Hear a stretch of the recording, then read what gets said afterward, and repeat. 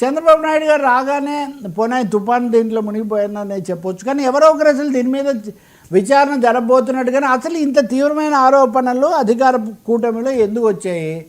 వాళ్ళెవరు మాట్లాడలేదు, స్పందనే లేదు. ఇదేమన్నా అంతర్గత వ్యవహారం అని నేను అడుగుతున్నాను. తిరుమల కొండ మీద జరిగింది కొండ మీద స్వామి గారికి వదిలిపెట్టి, టీడీపీలో జరిగినది చంద్రబాబు గారికి వదిలిపెట్టి, ఇంకా ప్రభుత్వము, ప్రజాప్రతినిధులు, పాలనా వ్యవస్థలు వీటికేమీ లేదా? ఇది పెద్ద ప్రశ్న.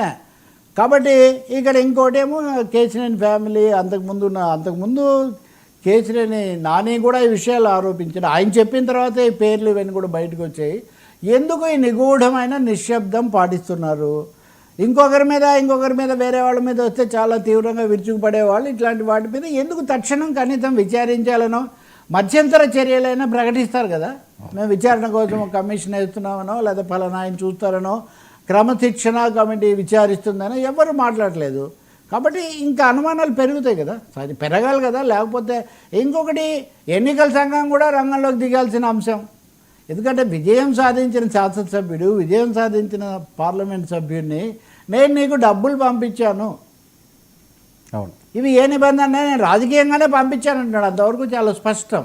మరి ఎన్నికల సంఘం చాలా విషయాల్లో సర్తో సహా చేసే ఎన్నికల సంఘం ఇద్దరు ప్రజాప్రతినిధులు బాహాటంగా సోషల్ మీడియా సాక్షిగా కూడా, ఎందుకంటే బలపరిచే మీడియాలో ఆయన్ని కూర్చోబెట్టి అడిగాయి, ఈయన కూర్చోబెట్టి అడిగాయి. కాబట్టి ఎందుకు చేయడం లేదు?